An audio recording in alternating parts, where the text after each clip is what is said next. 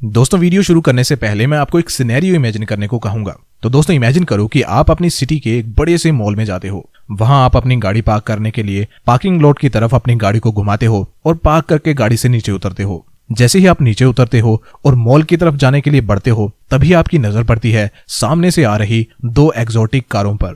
शहर में बहुत कम ऐसी महंगी और शानदार कारें हैं और वो इतनी शानदार हैं कि आपका मन उनको देखते ही उन पे आ जाता है। पहली कार है एक 10 करोड़ की रोल्स रॉयस फैंटम, एक बड़ी सी स्पेशियस और लग्जरी कार। आपको वो गाड़ी इतनी मस्त लगती है कि आप उसे एकटक आते हुए देखे जा रहे होते हो। तभी वो गाड़ी एकदम आपके सामने आके खड़ी हो जाती है और गाड़ी में से गाड़ी का ड्राइवर बाहर निकलता है, गाड़ी के पैसेंजर डोर को खोलता है, टिपिकल रोल्स रॉयस के कस्टम्स को फॉलो करता हुआ। अब आपकी एक्साइटमेंट और बढ़ जाती है और आप देखना चाहते हो कि इतनी महंगी गाड़ी का ओनर आखिर होगा कौन। अब बेसब्री से इंतजार कर रहे होते हो गाड़ी के मालिक के बाहर आने का। तभी आप देखते हो कि ड्राइवर ओनर को अपने हाथ का सहारा देते हुए उन्हें बाहर निकालने की कोशिश करता है। ओनर लड़खड़ाती हुई टांगों के साथ बाहर निकलता है और एक लाठी का सहारा लेकर खड़ा हो जाता है। वो देखने में एक 70-80 साल का बूढ़ा आदमी होता है। तब उसे देख के आप खुद को बहुत बेहतर महसूस करते हो और सोचते हो कि चाहे मैं मारुति की गाड़ी ही ड्राइव कर रहा हूँ, लेकिन मेरे पास एनर्जी तो है जिससे मैं चाहे इस बूढ़े आदमी जितना अमीर तो नहीं, लेकिन एंजॉय तो कर ही सकता हूँ अगर मेरे पास थोड़ा बहुत पैसा भी हो तो। जब आप उस पहली महंगी गाड़ी में से एक बूढ़े और कमजोर आदमी को निकलते देखते हो, तो अब आपका दूसरी गाड़ी को देखने का इतना मन नहीं करता, क्योंकि तब तक आपका दिमाग एक धारणा बना चुका होता है कि अमीर होने के लिए बुढ़ापे तक का इंतजार करना पड़ता है और जवानी के दिनों को, जिनको हम सबसे ज्यादा एंजॉय करते हैं, उनको कुएं में डाल देना पड़ता है। इसलिए आप ना तो दूसरी गाड़ी पे इतना खास ध्यान देते हो और ना ही अब आपको उसके ओनर को देखने की एक्साइटमेंट होती है। आप सोचते हो कि इस गाड़ी में से भी एक बूढ़ा सा आदमी निकलेगा जिसकी उम्र भी 60-70 साल की होगी, जो बिना सहारे के चल नहीं पाता होगा और यहाँ अपनी बूढ़ी वाइफ के लिए ग्रोसरी लेने आया होगा। लेकिन तभी वो गाड़ी रुकती है और उसमें से एक यंग और एनर्जेटिक 28 से 30 साल का दिखने वाला लड़का बाहर निकलता है, स्टाइल के साथ अपनी गाड़ी का डोर क्लोज करता है और अपनी सुंदर वाइफ के साथ मॉल की तरफ बढ़ता है। और आप ये सब देख के हैरान हो जाते हो कि इतनी महंगी गाड़ी को एक 30 साल का नौजवान लड़का ड्राइव करता है। वैसे वो गाड़ी एक स्पोर्ट्स कार लैम्बोर्गिनी होती है। तो दोस्तों अब मुझे बताओ कि अगर आपको मौका मिले तो आप इन दोनों में से कौन सा पर्सन बनना चाहोगे? क्या आप ऐसा पर्सन बनना चाहोगे जो अमीर तो है, जिसके पास दौलत का पहाड़ है, लेकिन वो उस दौलत को एंजॉय ही नहीं कर सकता क्योंकि उसकी उम्र ही इतनी हो चुकी है कि उसके ज्यादातर दिन डॉक्टर के साथ अपॉइंटमेंट में ही निकल जाते हैं, जो अब बिना सहारे के चल भी नहीं पाता? या फिर एक ऐसा इंसान बनना पसंद करोगे जो फुल ऑफ एनर्जी है, जिसके पास पैसा है, जिसको वो एंजॉय भी कर सकता है, जब चाहे वेकेशंस पे जा सकता है, अपनी स्पोर्ट्स कार्स में लॉन्ग ड्राइव के लिए निकल सकता है? ऑब्वियसली बिना किसी सेकंड थॉट के आप सेकंड पर्सन ही बनना चाहोगे।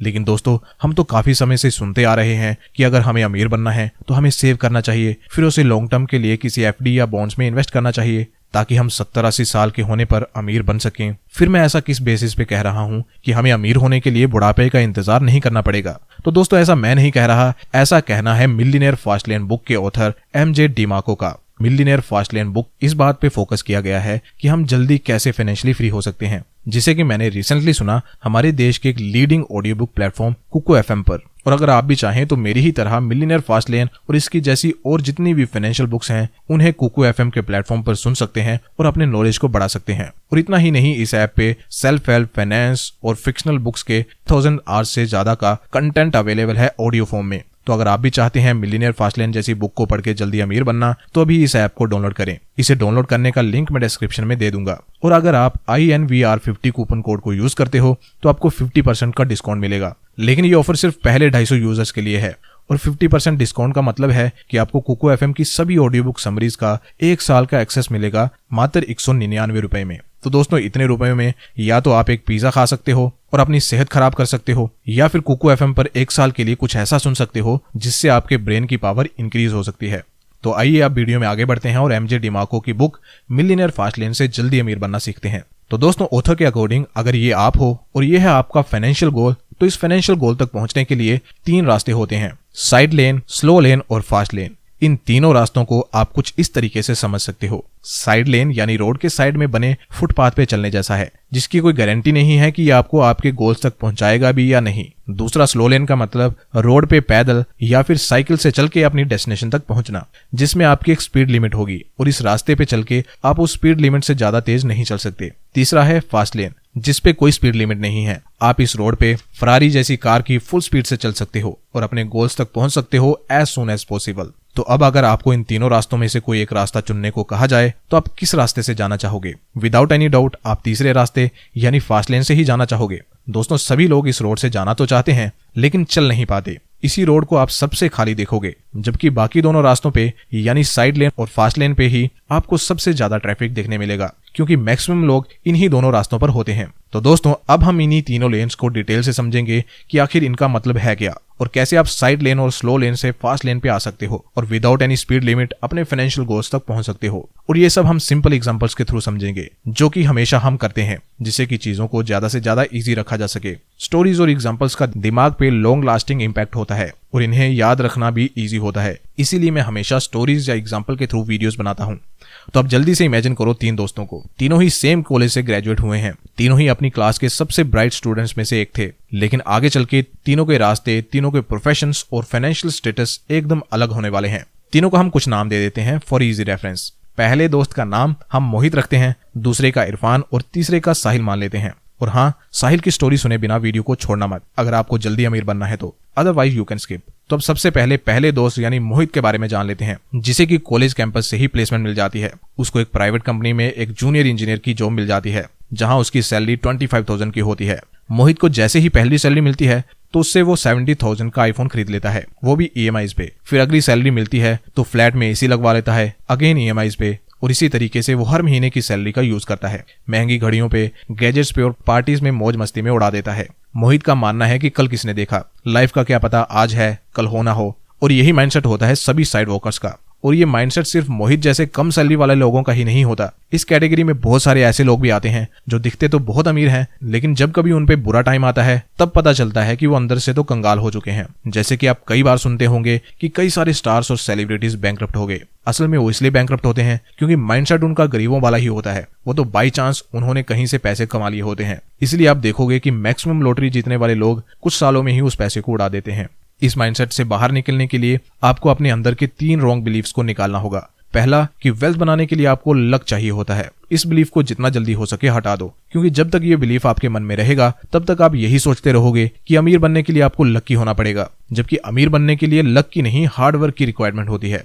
दूसरा बिलीफ ये कि अमीर बनना एक इवेंट है, ये एक बहुत ही गलत बिलीफ है। वेल्थ कभी भी रातों रात नहीं बनाई जाती, इसके पीछे एक पूरा प्रोसेस होता है। जैसे कि आप अपने किसी अमीर दोस्त से मिलते हो और ये सोचते हो कि ये तो रातों रात अमीर हो गया है, जबकि अगर आप उससे पूछो तो वो आपको अच्छे से बताएगा कि उसने कितनी रातें जाग के गुजारी हैं इस मुकाम तक पहुंचने के लिए। थर्ड बिलीफ कि कोई दूसरा आपको आके पैसे दे देगा तो आप अमीर बन जाओगे। ये सुन के आपको ऐसा लगा होगा कि यार ऐसा भी कोई सोचता है क्या। मुझे भी ऐसा ही फील हुआ था जब मेरा ही एक फ्रेंड मुझसे कहने लगा कि यार अंबानी इतना अमीर है, अगर ये मुझे 1-2 करोड़ रुपए दे देगा तो इससे इसको कोई फर्क नहीं पड़ेगा और मेरी कई पुश्तें इसमें गुजारा भी कर लेंगी। और वो मजाक में नहीं कह रहा था, उसका सच में यही मानना है कि अमीर लोगों को गरीब लोगों को पैसे देने चाहिए जिससे वो भी अमीर हो सके। तब मैंने उसको भी लॉटरी वाला एग्जाम्पल दिया था, लेकिन उसके एक्सप्रेशन देख के मुझे मालूम पड़ गया था कि इसे मेरी बात समझ नहीं आई है। तो दोस्तों, इन तीनों बिलीव्स को अपने दिमाग से निकालने के बाद आप साइड लेन से तो बाहर आ जाओगे, लेकिन अब स्लो लेन जिसमें कि इरफान जैसे लोग आते हैं उसके बारे में भी जान लेते हैं। इरफान कौन? इरफान वही मोहित का दोस्त। कॉलेज में दोनों ही काफी ब्राइट स्टूडेंट थे,